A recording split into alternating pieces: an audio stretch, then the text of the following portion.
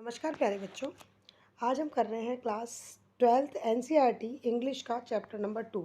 The title is lost spring, stories of stolen childhood. Okay, stories of stolen childhood का मतलब है कि ये वो कहानियाँ हैं जिनमें बच्चों का बचपन गुम गया है, उन्होंने अपने बचपन को जिया ही नहीं, उसके बारे में ही कहानियाँ हैं।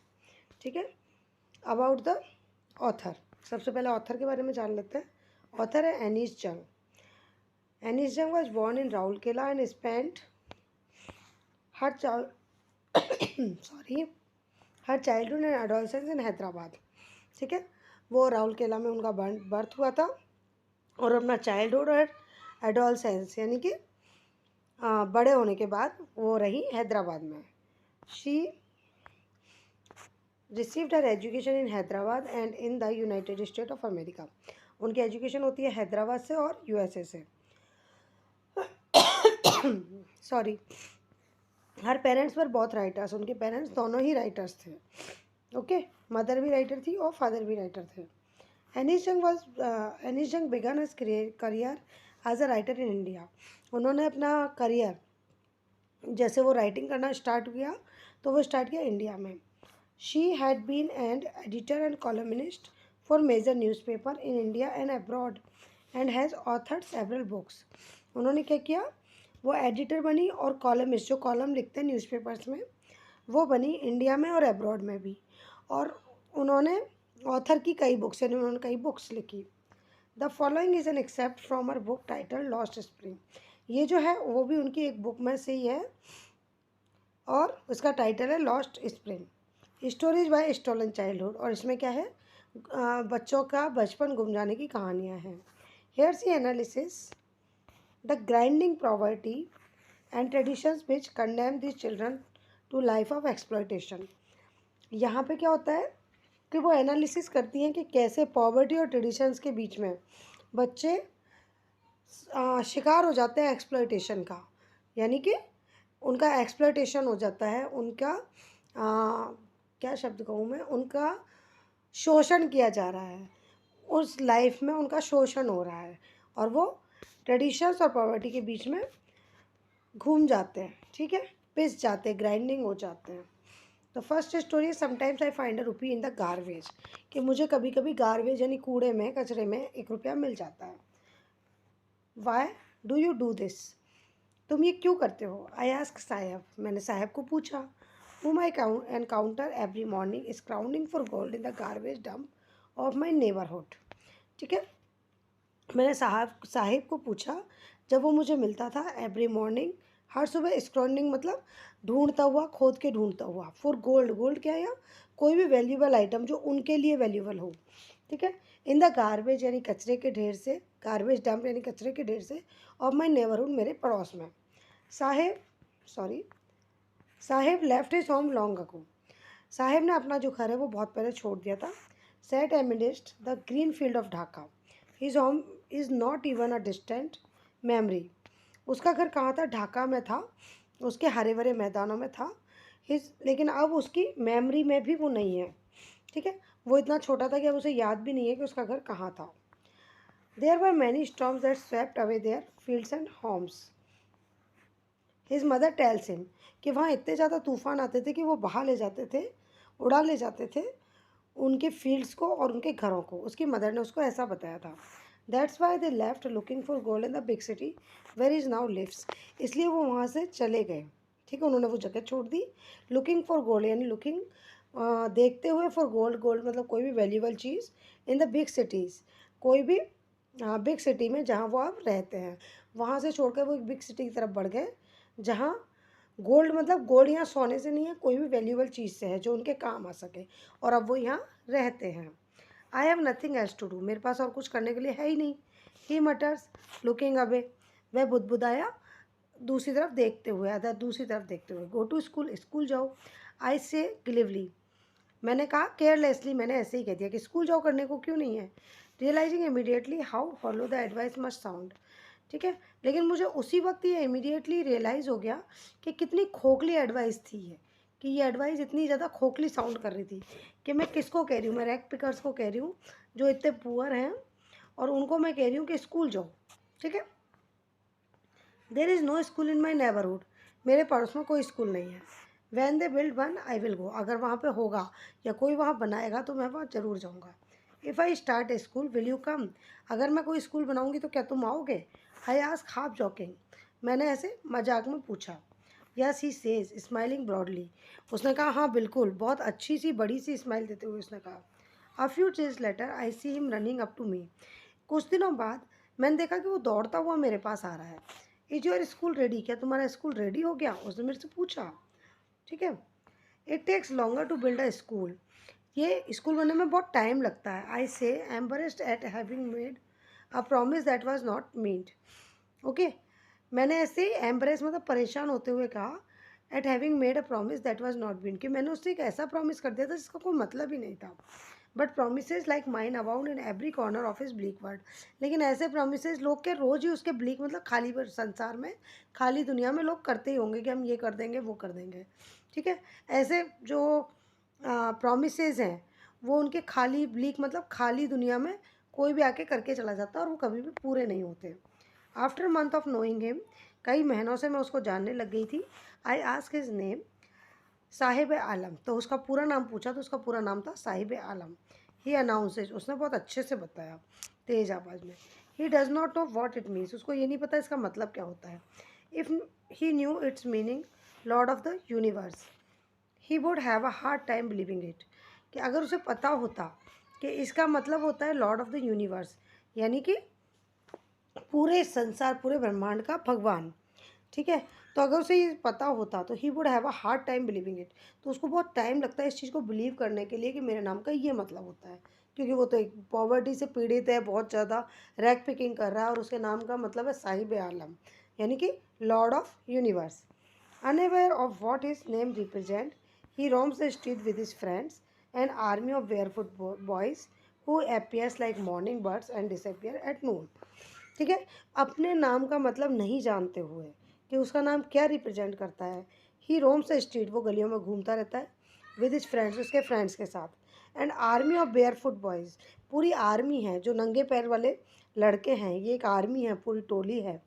Who appear like the morning birds, जो कि बिल्कुल मॉर्निंग बर्ड्स जैसे सुबह के टाइम में चिड़ियाएँ निकल के आ जाती हैं, एंड डिसअपियर नून, और जब जैसे गर्मी होती है ना तो क्या होता है मॉर्निंग में जो चिड़िया होती है वो बाहर आती है, और गर्मी जब हो जाती है दिन का टाइम हो जाता है तो सब अपने अपने घोंसलों में लौट जाते हैं। उसी तरीके से ये जो बच्चे हैं, ये जो लड़के हैं, मॉर्निंग बर्ड्स की तरह सुबह निकलते हैं और दोपहर में डिसअपियर हो जाते हैं। Over the months I have come to recognise each of them, कुछ महीनों के बाद मैं इन तरह से सबको जानने लग गई थी। Why aren't you wearing chappals, तुम चप्पल्स क्यों नहीं पहनते हो? आई आस्क वन, मैंने उससे एक से पूछा। My mother did not bring them down from the self, तो उसने क्या कहा कि शेल्फ में ऊपर रखी रहती है चप्पलें, मेरी मदर ने मुझे उतार कर नहीं दी, इसलिए मैंने नहीं पहनी। ही आंसर सिंपली, उसने सिंपली ऐसे आंसर दे दिया। Even if she did he will throw them off, adds another who is wearing shoes that not do not match. तो दूसरे ने जवाब दिया कि अगर वो इसकी मदर उतार के भी दे देती ना तो ये उनको फेंक देता है, इसलिए वो देती ही नहीं है इसको पहनने के लिए। दूसरे ने ये बात ऐड की, हु इज़ बियरिंग शूज़, जिसने शूज़ पहने हुए थे, दैट डज नॉट मैच, जो कि मैच नहीं हो रहे थे, दो अलग अलग शूज़ पहने हुए थे।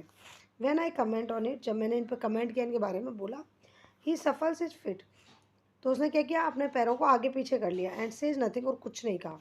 I want shoes says a third boy who had never owned a pair all his life. तीसरा बच्चा है, उसने कहा कि मुझे शूज़ की ज़रूरत है, मैंने कभी भी अपना एक शू नहीं पहना है, मतलब एक पेयर उसने कभी भी नहीं पहना था। Travelling across the country I have seen children walking barefoot, उस जगह से, उस कंट्री मतलब उस देहात से निकलते हुए मैं बच्चों को देखती थी कि सब बेयरफुट नंगे पैर घूमते रहते थे। In cities on village roads, कहाँ कहाँ सिटी में विलेज रोड्स पे घूमते रहते थे। It is not lack of money but a tradition to stay barefoot is one explanation. तो it is not the lack of money, मतलब ये पैसों की कमी की वजह से नहीं है कि हम जूते नहीं पहनते, but a tradition to stay barefoot, ये हमारा ट्रेडिशन है कि हम नंगे पैर रहते हैं, इज़ वन एक्सप्लेनेशन, ये भी एक्सप्लेनेशन था। आई वंडर, मुझे आश्चर्य हुआ, if this is only an excuse, if this is only an excuse to explain away the perpetual state of poverty, कि this is only the excuse, एक बहाना था टू एक्सप्लेन, बताने के लिए कि या दूर रखने के लिए, ठीक है, अब परपेचुअल स्टेट ऑफ पॉवर्टी की उनकी जो नेवर एंडिंग स्टेट है पॉवर्टी की, उनकी कभी ख़त्म ना होने वाली स्टेट है, उनकी हालत है इस गरीबी की, उससे बचने के लिए, उसको नहीं दिखाने के लिए उन्होंने एक एक्सक्यूज, एक बहाना बना दिया कि ये हमारा ट्रेडिशन है। I remember a story of a man from Udupi once told me, मुझे याद है कहानी एक बच्चे की, एक मैन की, फ्रॉम उडीपी, उडीपी का था, और वो मैंने एक बार कही थी, ठीक है, वन टोल्ड मी, मुझे कही थी। As a young boy he would go to school past an old temple, मतलब एक व्यक्ति था, उसने अपनी कहानी बताई थी कि जब वो छोटा बच्चा था, I would go to school past, जब मैं स्कूल जाया करता था पहले, एन ओल्ड टेम्पल, एक ओल्ड टेम्पल में, where his father was a priest, वहाँ उसके फादर पुजारी हुआ करते थे। He would stop briefly at the temple and pray for the pair of shoes, तो वो क्या करता था, टेम्पल पे रुकता था और अपने लिए शूज़ के लिए भगवान से प्रे करता था कि मुझे एक जोड़ी शूज़ दे दो। 30 years later I visited his town and the temple which was now drown in the air of desolation. 30 साल बाद जो ऑथर हैं वो वहाँ पर गई, उन्होंने कहा मैं वहाँ गई उस मंदिर के पास और उस जगह पे, उस टाउन पे, विच वॉज नाउ ड्राउन, जो अब डूब चुका था, in the air of desolation, बिल्कुल सब कुछ वहाँ पर डैमेज हो चुका था, इन द बैकयार्ड, लेकिन पिछवाड़े की तरफ, पीछे की तरफ, where live the new priest, वहाँ एक नया प्रीस्ट रहता था, नया पुजारी रहता था। There were red and white plastic chairs, और वहाँ पर कुछ रेड और वाइट प्लास्टिक चेयर्स पड़ी हुई थी। अ young boy dressed in a grey uniform wearing socks and shoes arrived panting and threw his school bag on the folding bed. वहाँ एक छोटा लड़का आता है जिसने बहुत अच्छी सी ग्रे यूनिफॉर्म पहनी हुई होती है, सॉक्स एंड शूज़ पहने हुए होते हैं, और वो हाँफता हुआ, पैंटिंग, हाँफता हुआ, घबराता हुआ, क्योंकि वो बहुत चल के आया था, थका हुआ था, और उसने अपना स्कूल बैग एक फोल्डिंग बेड के ऊपर फेंक दिया। Looking at the boy I remember the prayer another boy had made the goddess when he had finally got a pair of shoes. Looking at the boys, बच्चे की तरफ देखते हुए, आई रिमेंबर, मैंने याद किया, द प्रेयर, उस बच्चे की प्रेयर को, उस दूसरे बच्चे की प्रेयर को जो उस गॉडेस को, देवी को करता था। When he had finally got a pair of shoes, और फिर उसको एक पेयर ऑफ शूज़ मिल गया, ठीक है, किसी ने उसको एक जोड़ी जूते दिला दिए। Let me never loss them, कि मैं इनको कभी खोऊं नहीं। पहले वो क्या प्रेयर करता था कि मुझे एक जोड़ी जूते मिल जाए, और जब जूते मिल गए तो उसने क्या किया कि मैं इनको अभी कभी खोऊं नहीं, ये हमेशा मेरे पास रहे। The goddess is granted is prayer, और गॉडेस ने उसकी प्रेयर सुन भी ली। Young boys like the son of the priest now wore shoes, अब ये जो छोटा बच्चा है, like the son of the priest now wore shoes, तो उस बच्चे की तरह अब ये शूज़ पहने हुए हैं। But many others like the rag pickers in my neighbourhood remain shoelace, लेकिन बहुत सारे जो रैक पिकर्स हैं, गरीब लोग हैं जो मेरे पड़ोस में रहते हैं, इन सबको शूलेस, यानी कि इनके पास जूते नहीं हैं, शूलेस ही रहना पड़ता है इनको। My acquaintance with the barefoot rag pickers leads me to Seemapuri, मेरी जानकारी के हिसाब से ये जितने नंगे पैर वाले रैक पिकर्स थे, ये कहाँ रहते थे, सीमापुरी में रहते थे। A place on the periphery of Delhi yet miles away from it, ये कहाँ पर है, दिल्ली की बाउंड्री पर एक जगह है, और जस्ट मेरे से 1 माइल, 1 मील दूर है। मेटाफोरिकली, सिम्बली, मतलब इस अंदाजे से बता रहे हैं। दो जो live here are squatters who came from Bangladesh back in 1971, ठीक है, जो यहाँ पर रह रहे हैं, ये स्क्वेटर्ड हैं, यानी कि ये अनलॉफुली यहाँ पर रह रहे हैं, और ये कौन है, जो बांग्लादेश से आए हुए हैं 1971 में। Saheb's family is among them, Saheb की फैमिली भी उनमें से एक है। Seemapuri was then a wilderness, ठीक है, सीमापुरी तब भी वैसी थी, इट स्टिल इज, और ये अभी भी ऐसी है, but it is no longer empty.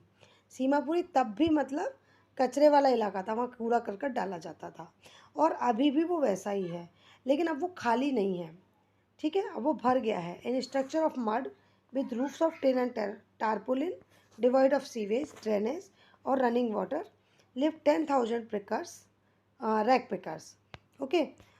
अब कहाँ क्या है, क्या वो खाली नहीं है, वहाँ क्या है, मिट्टी के स्ट्रक्चर्स बन गए हैं, ठीक है, with roof of tin and tarpaulin, तो जिस पर क्या रूफ बनी हुई है, टिन और टारपोलिन, एक ब्लैक कलर का मोटा टारपोलिन क्या होता है, कपड़े जैसा होता है, जिससे कि पानी अंदर नहीं आए, ठीक है। वहाँ पर बहुत सारी ऐसी हट्स बन गई है जो मिट्टी की बनी हुई है और उन पर टिन और टारपोलिन ढक के उनके रूफ बना दी गई है। डिवाइड ऑफ सीवेज, उनमें कोई सीवेज नहीं है, ड्रेनेज नहीं है पानी के लिए, कोई बहता हुआ पानी नहीं वहाँ पे मिलता है। ठीक है। लिव 10,000 रैक पिकर्स, लेकिन फिर भी 10,000 रैक पिकर्स वहाँ रहते हैं। They had lived here for more than 30 years without an identity. ये सब यहाँ रह रहे हैं करीबन 30 ईयर्स से, 30 साल से, और इनके पास कोई आइडेंटिटी नहीं है। Without permit but with ration card they got their names on voters list and enable them to buy grain. इनके पास कोई आइडेंटिटी नहीं है, विदाउट परमिशन, उनके पास कोई परमिशन भी नहीं है, लेकिन राशन कार्ड है जिससे कि उनका नाम वोटर लिस्ट में आ जाता है और वो थोड़ा बहुत अनाज खरीदने के लिए काबिल हो जाते हैं। Food is more important for survival than an identity, क्योंकि खाना ज़्यादा ज़रूरी है जीने के लिए बजाय एक आइडेंटिटी। एक आइडेंटिटी रख के आप जी नहीं सकते, लेकिन आपको जीने के लिए खाने की ज़रूरत पड़ती है। ठीक है।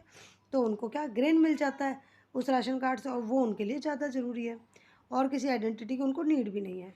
If at the end of the day we can feed our families and go to bed without an aching stomach, we would rather live here than the fields that gave us no grain, said a group of women in tattered sarees when I asked them why they left their beautiful land of green fields and rivers.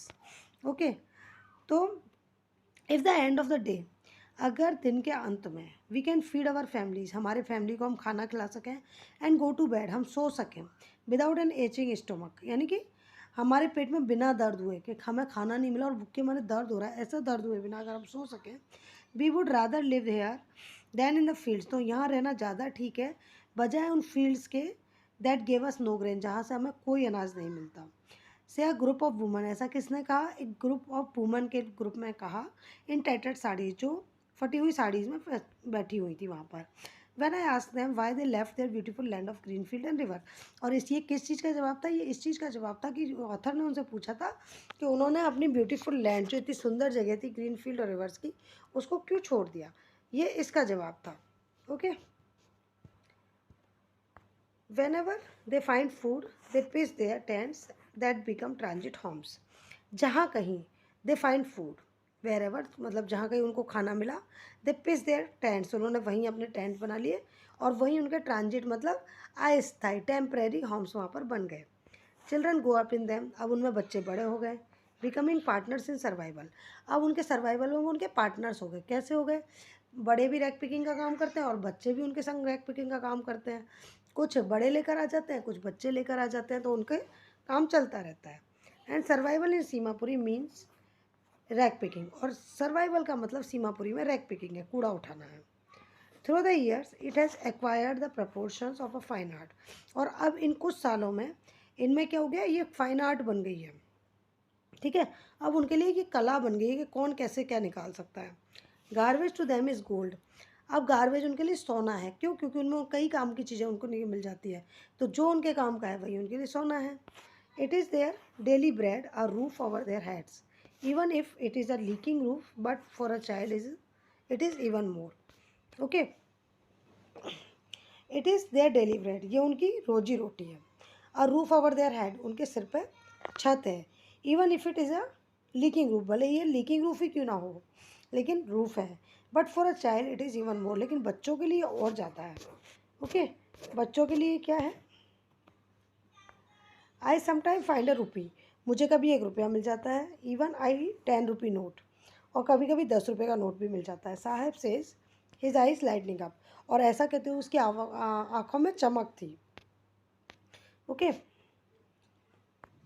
When you can find a silver coin in a heap of garbage, you don't stop scouting for there is a hope of finding more. लेकिन कभी तुम्हें अगर silver coin मिल जाए, ठीक है, in the heap, इस ढेर में, ऑफ गार्बेज, कूड़े के, यू डोंट स्टॉप स्क्राउडिंग, तो तुम क्या करोगे? इसको खोदना, यानी कि इसमें ढूंढना, सर्च करना बंद नहीं करोगे। For there is hope of finding more, कि तुम्हें और कुछ मिल जाएगा, इस तरीके से तुम इसको खोदते ही रहोगे। It seems that for children garbage has a meaning different from what means to their parents. इस वजह से, क्योंकि उनको नई नई चीज़ें मिलती रहती है ना उसमें, जिससे वो उनके काम आ सकें, तो वो उसको देख देख के कि कौन क्या निकाल सकता है। ठीक है। तो ये जो सीम्स होता है, it seems that the children garbage and meaning different from what there it means to their parents, कि उनके पेरेंट्स के लिए उसका क्या मतलब है, उससे डिफरेंट मीनिंग है उनके बच्चों के लिए। पेरेंट्स के लिए तो क्या था, वो सर्वाइवल है, उनकी रूफ है, और बच्चों के लिए क्या है कि वो एक फाइन आर्ट है। अब मैं क्या निकाल दूँ, अब मैं क्या निकाल दूँ, अब मुझे क्या मिल जाए, ऐसा।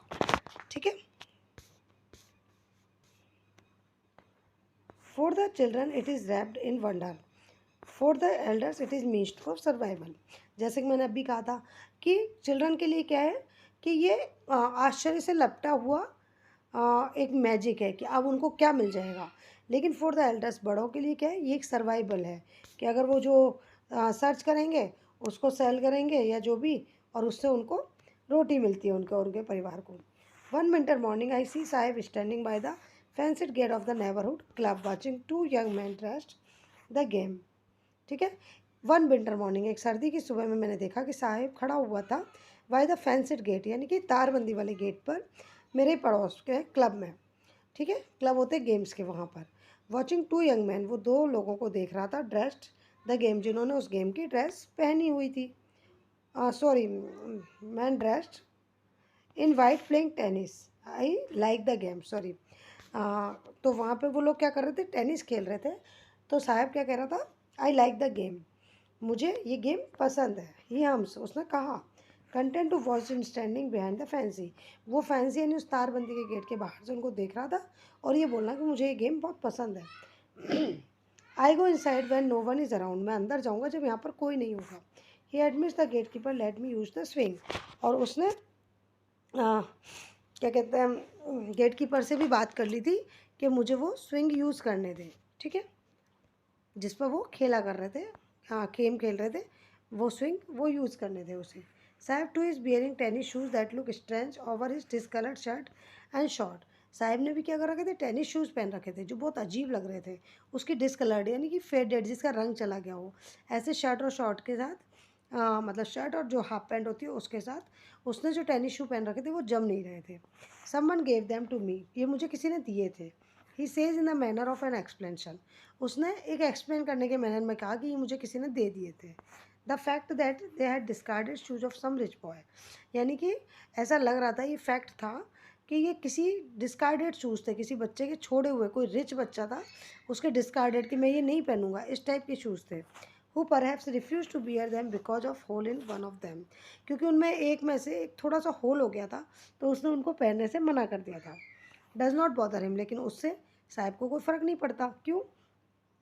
For one who has walked barefoot even shoes with a hole in the dream come true, क्योंकि वो तो वेयर फुट चल रहा था, नंगे फुट चल रहा था।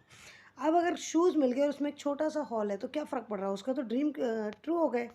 ठीक है, जिस बच्चे को शूज़ पहनने को ही नहीं मिल रहे थे, अगर उसको शूज़ पहनने को मिल जाए तो उसमें अगर एक छोटा सा होल हो तो उससे क्या फ़र्क पड़ रहा है, उसका ड्रीम तो ट्रू हो गया कि उसको शूज़ मिल गए पहनने के लिए, यही बहुत बड़ी बात है। But the game he is watching so intently is out of his reach, लेकिन जो गेम वो देख रहा था टेनिस, वो उसकी रीच का नहीं था, वो चाहे शूज़ ले आए चाहे कुछ भी ले आए वो वहाँ तक पहुँच नहीं सकता था। This morning Sahib is on the way to milk booth. ठीक है, अब जब साहिब मिला तो वो क्या कर रहा था, वो मिल्क बूथ की तरफ जा रहा था। In his hand is a steel canister, उसके हाथ में एक स्टील का कनिस्तर था, यानी कि एक बर्तन था। I now work in a tea stall down the road, तो उसने क्या कहा कि अब मैं एक टी स्टॉल पर काम करता हूँ जो रोड के नीचे की तरफ है। He says pointing in the distance, और डिस्टेंस की तरफ इशारा हुआ करते हुए उसने कहा, I am paid 800 rupees in all my meals, वहाँ मुझे क्या मिलता है, 800 रुपीज़ मिल जाता है और मेरा पूरा खाना मिलता है 2-3 टाइम का। Does he like the job, क्या वह अपनी जॉब को पसंद करता है? आई आस्क, मैंने पूछा। His face I see has lost the carefree look, ठीक है, मैंने देखा कि उसका जो फेस था वो केयर फ्री लुक में चेंज हो गया, यानी कि उसे समझ नहीं आया कि मैं क्या जवाब दूँ इस बात का। The steel canister seems heavier than the plastic bag he would carry so lightly, तो जो स्टील का कनिस्टर है वो अब मुझे हैवी लग रहा था उस प्लास्टिक के बैग से। ठीक है, जो उसके ओवर हिज हेड, जो उसके कंधे पर हुआ करता था, आप समझे, क्योंकि जो बैग उसके कंधे पर हुआ करता था वो तो उसका खुद का बैग था, उसमें वो किसी की परमिशन नहीं थी कि मुझे सैलरी मिलेगी या मुझे उसके लिए कोई काम करना है, वो अपने मन के मर्जी का मालिक था, उसको कब जाना है कब आना है ये वो खुद जाता था, और जो उसको मिल जाता था कचरे के ढेर में वो भी उसका खुद का ही होता था। लेकिन अब वो क्या हो गया, अब वो खुद का नहीं रहा, अब वो किसी की नौकरी कर रहा है। ठीक है, तो अब वहाँ से जो उसको मिलता है तो वो उसको उस काम के बदले मिलता है। तो वो जो काम करने के लिए उसने जो कनिस्तर उठाया हुआ है वो उस बैग से ज़्यादा भारी है, क्योंकि वो उसका खुद का नहीं है। उसे बहुत टेक केयर करनी पड़ेगी उन चीज़ों की, क्योंकि वो उसके मालिक की है। द बैग वॉज हिज, क्योंकि बैग उसका खुद का था। The canister belong to the man who owns the tea shop. ठीक है, और कनिस्तर किससे बिलोंग कर रहा है? जो टी शॉप का मालिक है। Sahib is no longer his own master. अब साहिब क्या है कि खुद का मालिक नहीं रहा। ठीक है। The next story is I want to drive a car. ठीक है, कि मैं कार चलाना चाहता हूँ। द नेक्स्ट स्टोरी, यहाँ पर 2 स्टोरीज है, एक स्टोरी कंप्लीट होगी, सेकंड हम स्टार्ट कर रहे हैं और इसका टाइटल है I want to drive a car. Mukesh Mukesh insist on being his own master. Mukesh ने चाहा कि वो खुद का मालिक बने। कैसे? I will be a motor mechanic, मैं एक मोटर मैकेनिक बनूंगा। ये अनाउंस उसने कहा। Do you know anything about cars, क्या तुम कार्स के बारे में कुछ जानते हो? आई आस्क, मैंने पूछा। ओके, यहाँ क्या हो रहा है कि जो साहिब था उसने सॉरी जो साहब था उसने क्या किया, अपनी बटर एंड ब्रेड के लिए एक नौकरी कर ली टी स्टॉल पर। ठीक है, तो अब वो खुद का मालिक नहीं रहा। लेकिन जो मुकेश है, जब ये दूसरा बच्चा है मुकेश, उसकी बात हो रही है कि वो अपना खुद का मालिक बनना चाहता है। कैसे? I will learn to drive a car, मैं कार चलाना सीख लूँगा। ही आंसर, उसने आंसर दिया looking straight into my eyes. उसकी कॉन्फिडेंस देखिए कि उसने बिल्कुल ऑथर की आंखों में झांकते हुए कहा कि मैं कार चलाना सीख लूँगा। His dream looms like a mirage amidst the dust of street that fills his town Firozabad, famous for its bangles. उसके ड्रीम्स कैसे लगते थे? लूम्स मतलब उसके ड्रीम दिखाई दे रहे थे। कैसे दिख रहे थे? Like a Miraj. मिराज क्या होती है?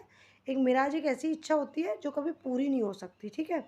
Amidst the dust of street, उस बीच में, डस्ट ऑफ स्ट्रीट, उन गलियों की डस्ट के बीच में, that fill his town Firozabad, जो उसकी फिरोजाबाद की जो गलियां हैं उसके टाउन की, उस गलियों में इतनी डस्ट भरी हुई है कि उसके जो सपने हैं वो बिल्कुल मिराज के जैसे दिखते हैं। ठीक है, मृत तृष्णा के जैसे दिखते हैं, कभी पूरे होने वाले नहीं देख सकते। और फिरोजाबाद क्या है? Firozabad famous for its bangle, इसकी बैंगल्स के लिए फेमस है। Every other family in Firozabad is engage in making bangles, हर दूसरा परिवार एंगेज लगा हुआ है फिरोजाबाद का बैंगल्स बनाने में। It is the centre of India's glass blowing industry where families have spent generations working around furnaces building glass making bangles for all the women in the land it seems. तो यहाँ की जो family है उनकी पीढ़ियाँ गुजर चुकी हैं बैंगल्स बनाने में। ठीक है, उस भट्टी के आगे बैठ के ग्लास को जोड़कर बैंगल्स बनाने में उनकी सारी कई पीढ़ियाँ निकल चुकी है। ऐसा लगता है कि पूरी दुनिया में जितनी भी चूड़ियाँ पहनी जाती है ना, वो यहाँ फिरोजाबाद में बनती है। Mukesh family is among them, Mukesh की फैमिली भी उनमें से एक है।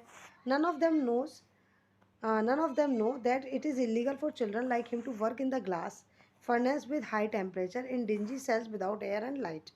That the law is enforced could get him and all these 20,000 children out of that hot furnaces where they slog their day-night hours after losing the brightness of their eyes. Okay, none of them knows, उनमें से जहाँ वो जितनी families वहाँ रहती है ना, उन फैमिलीज में से कोई भी नहीं जानता है कि ये बच्चों के लिए इलीगल है कि उनसे इस तरीके की ग्लास फर्नेसेस, कांच की भट्टियों में काम करवाया जाए इतने हाई टेम्परेचर पर और इन डिंजी सेल्स, यानी कि कम हवादार और रोशनीदार। डिम जो होता है ना, डिम जिसको कहते हैं, कम रोशनीदार सेल्स, छोटे छोटे कमरों में जिसमें विदाउट एयर एंड लाइट, कोई लाइट नहीं होती है और कोई एयर नहीं होती है। That the law is enforced, अगर वहाँ पर इस लॉ को लगा दिया जाए, could get him all these those 20,000 children out of hot furnaces where this lock their daylight hours. तो ये जो 20,000 बच्चे हैं जो वहाँ पर काम कर रहे हैं, ठीक है, डे लाइट आवर्स में काम कर रहे हैं, after losing the brightness of their eyes, वो अपनी आँखों को वहाँ पर खो रहे हैं इस काम की वजह से। उनकी जो आई साइड है वो वीक होती चली जा रही है इस काम की, कि वो ऐसे डिंजी सेल्स में, इतनी कम रोशनी वाले सेल्स में उन भट्टियों के आगे बैठ के अपनी आई साइड को ख़त्म कर रहे हैं। Mukesh eyes beam as he volunteers to take me home, Mukesh की आइज चमकी एज इज़ वॉल्टियर्स, जैसे वो वॉल्टियर्स यानी खुद आगे चल के, खुद का हाथ पकड़ के मुझे अपने घर के लिए लेके गया। Which he proudly says is being rebuilt, उसको कहा कि हमारा जो घर है वो दोबारा रीबिल्ट होगा, ये उसने प्राउडली कहा। We walk down stinking lanes choked with garbage past homes that remains hovels with crumbling balls, wobbly doors, no windows, crowded with families of humans and animals coexisting in a pre-medieval state. ठीक है, उसने कहा कि मेरा घर फिर से बनाया जाएगा. वी वॉक डाउन, हम चलते रहे. स्टिकिंग लैंड्स यानी कि पतली पतली गलियों से. चॉक्ड विद गार्बेज, जो कचरे से रुकी हुई थी. पास्ट होम्स, पुराने ज़माने के होम्स. दैट रिमेन हॉबेल्स, जो स्लम्स की तरह थे. ठीक है. विथ क्रम्बलिंग बॉल्स, आड़ी टेढ़ी दीवारें उनमें बनी हुई थी, ऊंची नीची, कहीं से टूटी फूटी हो जैसे. ठीक है. बुबली डोर्स यानी कि घिसे पिटे दरवाजे, कहीं से फूले कहीं से टूटे ऐसे. नो विंडोज़, उनमें कोई खिड़कियाँ नहीं थी. क्राउडेड विथ फैमिलीज़, और खूब सारी फैमिली. क्राउडेड विथ फैमिलीज़ यानी खूब सारी फैमिलीज़, फैमिलीज़ का भीड़. Of humans and animals, humans भी रहते थे और एनिमल्स भी उनमें रहते थे. को एग्जिस्टिंग, एक साथ. इन प्रीमेवल स्टेट, जैसे किसी पुरातन ज़माने में रहते हों, ऐसी वो टाउनशिप लग रही थी. He stopped at the door of one such house. Bangs से wobbly iron door with it foot and pushes it open. ठीक है. वो एक ऐसे ही घर के आगे रुका जिसमें क्या था, एक लोहे का बना हुआ घिसा पिटा सा दरवाज़ा था. उसको उसने बजाया विद इज फुट, अपने फुट से, एंड पुशेज इट ओपन, और इसको खोल दिया. We enter a half built shack, हम एक मतलब हॉल्ट बिल्ट शेक मतलब एक झुका हुआ सा छोटा सा जो स्लम थी उसमें घुसे. In one part of it thatched with dead grass, इसका जो एक पार्ट था वो क्या था, सूखी घास से कवर्ड था. ठीक है. Is a firewood stove with sits a large vessel of sizzling spinach leaves. लकड़ी के स्टोव पर, फायरवुड स्टोव एक लकड़ी जिसमें लगाई जाती है चूल्हा. ठीक है. फायरवुड स्टोव, उस पर एक बड़ा सा बेसल बर्तन लगा हुआ था और जिसमें क्या हो रही थी, स्पिनिच लीव्स, पालक की पत्तियाँ उबल रही थी. On the ground in the large aluminium platters are most chopped vegetables. और ऑन द ग्राउंड, ज़मीन पर एक लार्ज एल्यूमिनियम की प्लेट्स थी जिस पर कि बहुत सी वेजिटेबल्स कटी हुई थी. A frail young woman is cooking the evening meal for the whole family. एक पतली सी दुबली सी यंग वुमन, छोटी सी औरत थी, वो इवनिंग मील रेडी कर रही थी अपनी पूरी फैमिली के लिए. Through eyes filled with smoke she smiles, उसकी आंखें क्या हुई, उसकी आंखें भर गई, धुएं से भर गई थी, लेकिन फिर भी वो स्माइल कर रही थी. She is the wife of, वो वाइफ थी किसकी, मुकेश एल्डर ब्रदर, मुकेश के एल्डर ब्रदर की वो वाइफ थी. No not much older in years, she has began to command respect as the bahu, the daughter in law of the house, ready in charge of 3 men, her husband Mukesh and their father. वो इतनी बड़ी नहीं थी, वो बहुत छोटी सी थी, लेकिन फिर भी उसने बिगन टू कमांड रिस्पेक्ट, उसने काम करना शुरू कर दिया था, उस रिस्पेक्ट करना शुरू कर दिया था कमांड का, कि उस आदेश का कि वो एक बहू है, डॉटर इन लॉ है उस घर की. ठीक है. और उसके पास चार्ज है. क्या चार्ज है, कि 3 लोगों की इसको टेक केयर करनी है, उसके हस्बैंड की, जो मुकेश के बड़े भाई हैं, मुकेश की और उनके फादर की. ठीक है. When the sorry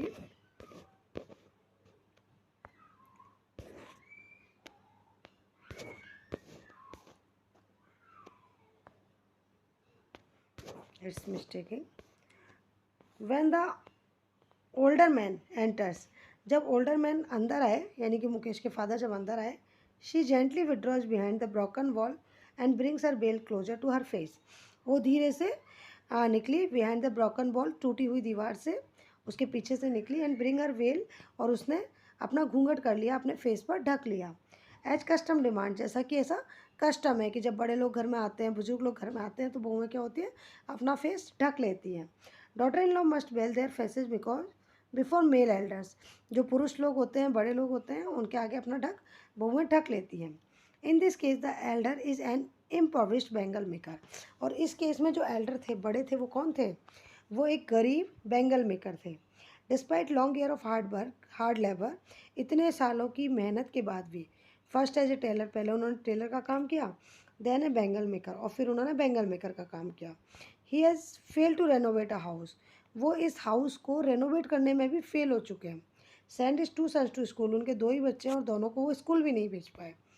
all he has manage to do is teach them what his knows, और उन्होंने केवल मैनेज किया तो क्या किया, कि केवल वो उन्होंने पढ़ाया जो उनको खुद आता था, और वो क्या था, the art of making bangles, केवल चूड़ियाँ बनाना.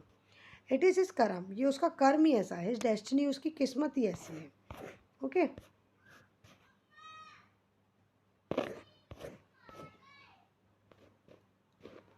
Just a minute. Okay.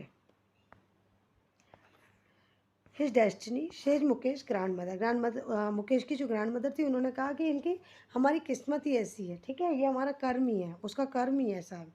Who was watched her own husband को ब्लाइंड. हु हैज वॉच्ड, जिसने देखा था, हर ओन हस्बैंड को blind with the dust from polishing the glass of bangles, कि कांच की चूड़ियों को पॉलिश करते हुए उसकी डस्ट से उसके हस्बैंड खुद ब्लाइंड हो चुके थे. तो भी वो क्या कह रही है कि ये इनका कर्म ही है, ये इनकी डेस्टिनी ही है. Can a god given Lioness even be broken, कि भगवान का बनाया हुआ कभी टूटता नहीं है, जो भगवान ने दिया है वही रहेगा. She implies born in the caste of bangle maker, कि वो कहती है कि हम लोग बेंगल मेकर कास्ट में पैदा हुए हैं, तो जो हमारे भगवान ने बनाया है वो वैसा ही रहेगा. They have seen nothing but bangles, उन्होंने कुछ नहीं देखा, उन्होंने सिर्फ चूड़ियाँ देखी है. इन द हाउस, घर में, इन द यार्ड, पिछवाड़े में, इन एवरी अदर हाउस, और दूसरे घरों में, एवरी अदर यार्ड, दूसरे आंगनों में, एवरी स्ट्रीट इन फिरोजाबाद की हर गलियों में, स्पायरल्स ऑफ बेंगल्स, यानी कि बेंगल्स के गुच्छे ही हमने देखे हैं. Sunny gold, paddy green, royal blue, pink, purple, every colour born out of 7 colours of the rainbow. जो इतने कलर्स हैं, ये किसे 7 कलर जो है रेनबो के, उनसे ये सब कलर बनाए जा सकते हैं. लाइन माउंड इन अनकेप्ट यार्ड्स, ठीक है, जो फैले फिक्रे से, जो सही ढंग से इनको नहीं रखा जाता ना, उन यार्ड्स में इनको बनाया जाता है. Lie in the mounds of unkept yard, यानी कि अनकेम्प्ड मतलब जो बिखरे हुए होते हैं ना, जिनमें कोई भी चीज़ ठीक ठाक से नहीं रखी, टूटे फूटे से जो यार्ड्स है, मैदान है, आंगन है, उनमें ढेर की ढेर ये रखी हुई होती है. Are piled on 4 wheeled hand carts, और फिर 4 पहियों वाली जो हाथ से चलने वाली गाड़ी है, उनमें इनको रखा जाता है. Pushed by young man along the narrow lines of the Shanti town, यानी कि जो वो हैं यहाँ के जो यंग लोग हैं, वो क्या करते हैं, इनको लेकर जाते हैं. कहाँ लेकर जाते हैं, जो ये स्लम एरिया वाली जो क्या कहते हैं मार्केट है, वहाँ इसको लेकर जाते हैं. ठीक है, वहाँ पे क्या होता है, बस ये जो बनती हैं, उनके आंगनों में रखी रहती हैं, और रखी रहने के बाद वो क्या करते हैं, एक वो 4 पहिए वाली गाड़ी होती है जिसको हाथ से ढकेला जाता है, उस पर लेकर इसको मार्केट की तरफ ले जाते हैं. ओके, तो ये होता है, केवल उन लोगों ने वही देखा है और कुछ वहाँ पर नहीं देखा है.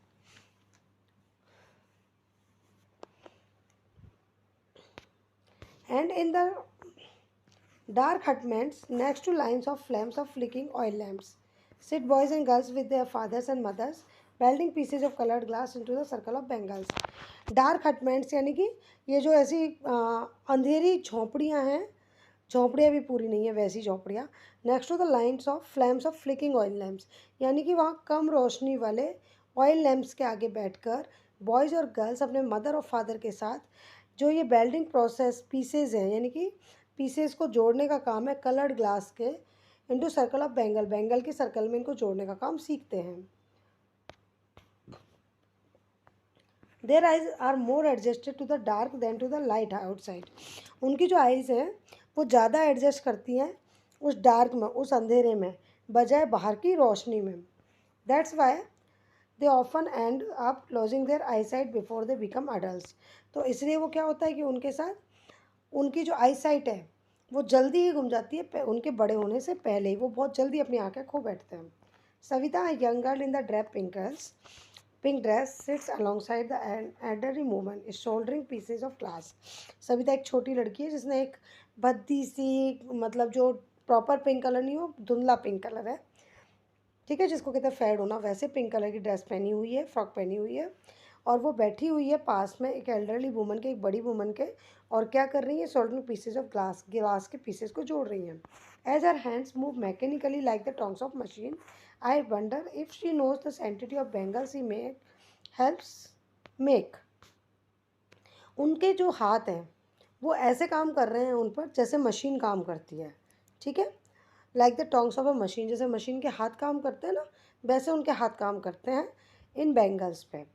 आई wonder if she knows the sanctity of bangles she helps make. मुझे आश्चर्य था कि कहाँ कहाँ वो जान पाती, जो सविता है वो छोटी लड़की है, वो सेंटिटी इसका मतलब नहीं समझती है, ठीक है, कि जो वो बेंगल्स बनाने में हेल्प कर रही है, उनका उनका रिलीजन से क्या मतलब है, ठीक है, साइंटिटी यानी कि उसका क्या महत्व है। It symbolises in Indian women सुहाग ऑस्पिशियसनेस इन मैरिज, ठीक है। तो ये सिम्बोलाइज करती है, ये जो बैंगल्स हैं, चूड़ियाँ हैं, सिम्बोलाइज करती है किसको, उनके सुहाग को, इंडियन वुमेन के सुहाग को, कि जो सुहागन औरतें हैं वो चूड़ियाँ पहनती हैं। Auspiciousness is good billing in the marriage, यानी कि वो चूड़ियाँ पहनती है, जो मैरिड वुमेन है उनको चूड़ियाँ पहननी चाहिए, ठीक है। It will dawn on her suddenly one day when her hip is draped with a red bell, her hand tied red with henna and red bangles rolled onto her wrist. Savita क्या अभी छोटी है, लेकिन ये उस बात को कब समझेगी, जब वो एक ब्राइड बनेगी, ठीक है। तो एक दिन क्या होगा कि हर हेड इज ड्रैप्ड, उसके सर को ढका जाएगा किससे, रेड कपड़े से, यानी कि जो जोड़ा होता है हमारे यहाँ से, जैसे ब्राइड बनते हैं शादी में तो रेड कलर के कपड़े पहनाए जाते हैं, ठीक है, उसको भी सुहाग से जोड़ा गया है। तो जब वो रेड जोड़े में होगी, रेड कपड़े में होगी, उसके हाथों पर मेहंदी लगेगी और रेड बैंगल्स उसकी कलाइयों में होगी, तब वो इन चीज़ों को समझ पाएगी। She will then become a bride, और तब वो एक ब्राइड बनेगी। Like the old woman beside her to become more one many years ago, जो बड़ी औरत उसके पास बैठी वो कई सालों पहले ब्राइड बन चुकी है और अब वो समझती हैं। She still has bangles on her wrist, और उनके हाथ कलाइयों पर अभी भी चूड़ियाँ हैं, मतलब उनकी शादी बहुत सालों पहले हो गई थी, वो ब्राइड बन चुकी थी, लेकिन अभी भी उन्होंने चूड़ियाँ पहनी हैं। क्यों? क्योंकि जो मैरिड लेडीज़ हैं, जो सुहागन औरतें हैं, वो चूड़ियाँ पहनती हैं। But no light in her eyes, लेकिन उनकी आँखों में क्या है, लाइट नहीं है, रोशनी वो अपने आँखों की गंवा चुकी है। एक वक्त शेर पर खाना भी नहीं खाया, यानी कि एक वक्त का, इतने सालों में उन्होंने एक वक्त भी पेट भर खाना नहीं खाया। शी सेज, वो कहती है, in a voice of trend of joy, उस आवाज़ में कहती है जिसमें कोई जॉय नहीं बचा है, डिप्राइव्ड हो चुका है joy. She had not enjoyed even one full meal in her entire lifetime, कि उन्होंने अपनी पूरी लाइफ में कभी भी एक टाइम का पूरा खाना नहीं खाया, कभी उसको इन्जॉय नहीं किया। दैट्स वॉट शी हैज़ रीप्ड, ये था जो उन्होंने काटा, यानी कि ये उनको लाइफ में मिला, ये उन्होंने पाया।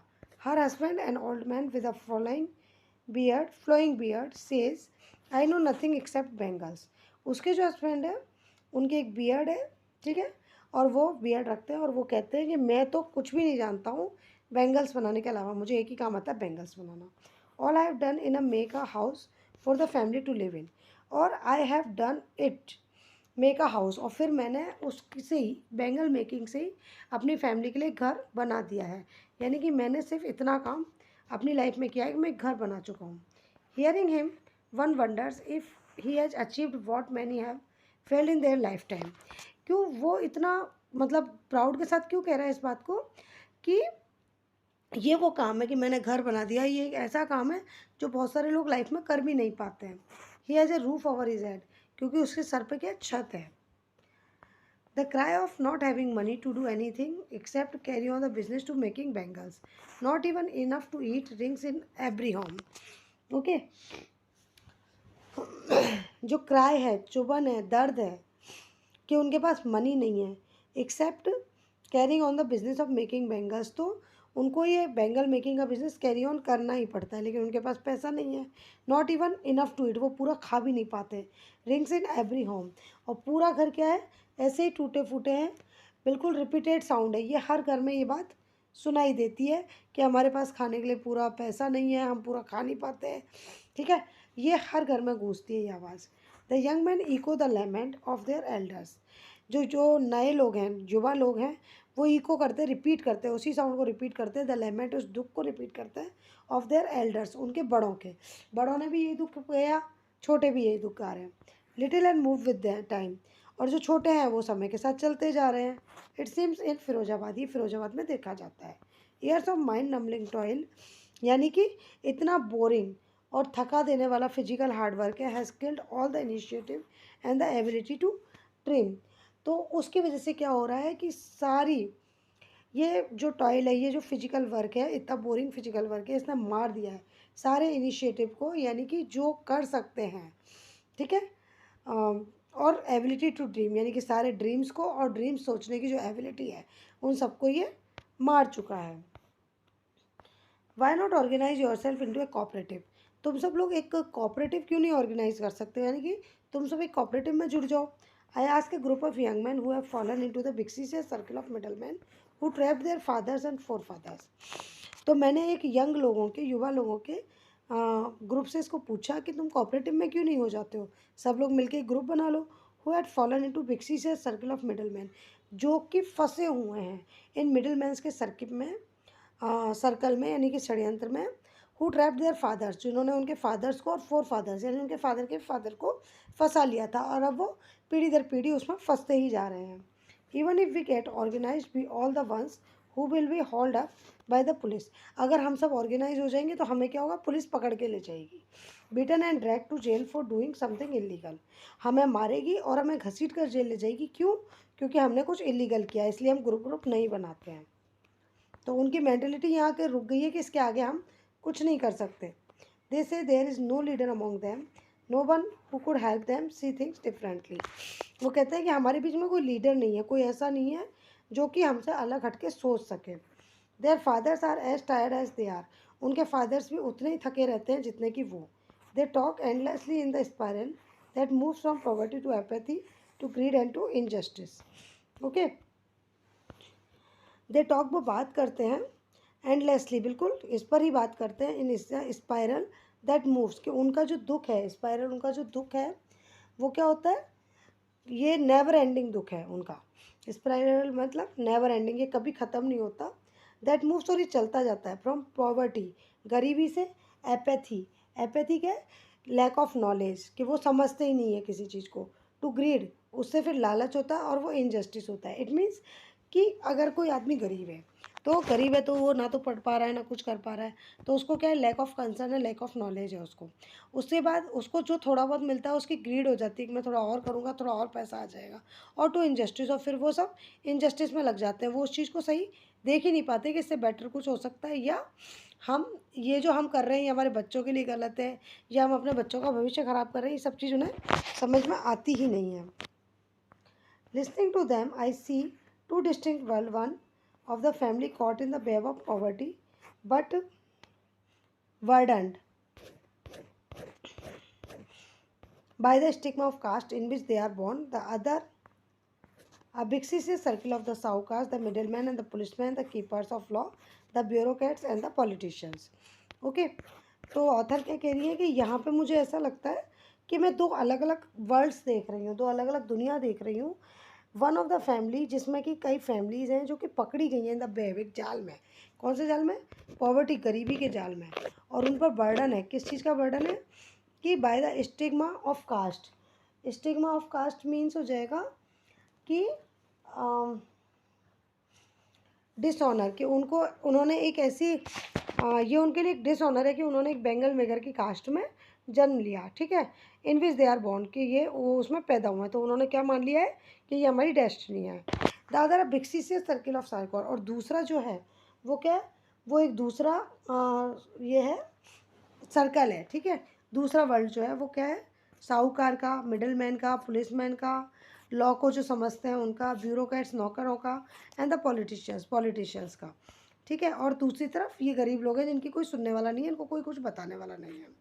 Together they have impose the baggage on the child that can not be put down, साथ में रहकर दे हैव इम्पोज्ड, उन्होंने थोप दिया है, द बैगेज मतलब बर्डन, उन बच्चों पर जो कि वो उतार ही नहीं पा रहे हैं, आगे से आगे बढ़ता जा रहा है। बिफोर ही इज़ अवेयर, उससे पहले कि वो कुछ जाने, he accept it as naturally as his father, वो लोग उसको एक्सेप्ट कर लेते हैं उस बर्डन को, जैसे कि उनके फादर ने कर लिया था। To do anything else would mean to dare, and daring is not the part of growing up. कुछ अलग करना इसका मतलब है कुछ डेयर करना, कुछ साहस करना, और साहस करना उनके बड़े होने का पार्ट ही नहीं, उन्हें सिखाया ही नहीं जाता है। When I sense a flash of in Mukesh I am cheered, लेकिन कुछ अलग करने की जो इच्छा थी, फ्लैश थी, चमक थी, चिंगारी थी, वो मैंने किस में देखी, मुकेश में देखी, और उसको देखकर मैं खुश हो गई। I am cheered. I want to be a motor mechanic, वो क्या बनना चाहता है, मोटर मैकेनिक। ही रिपीट्स, उसने वापस से कहा। He will go to a garage and learn, वो गैराज जाएगा और सीखेगा। But the garage is long way from his home, लेकिन उसके घर से गैराज बहुत दूर है।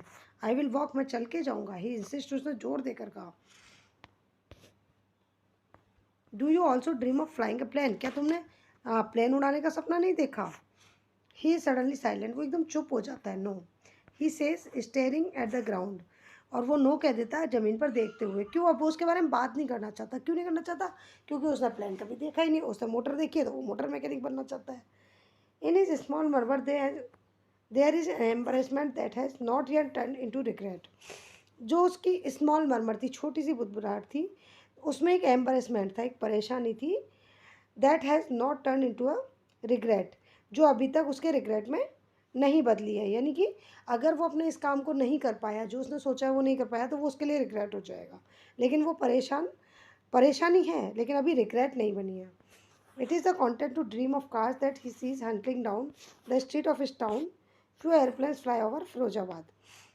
His content of dream of car, उसने कार्स का ड्रीम क्यों देखा? क्योंकि he see settling down the street in the office town, कि उसने टाउन में कभी कार्स चलती देखी होंगी।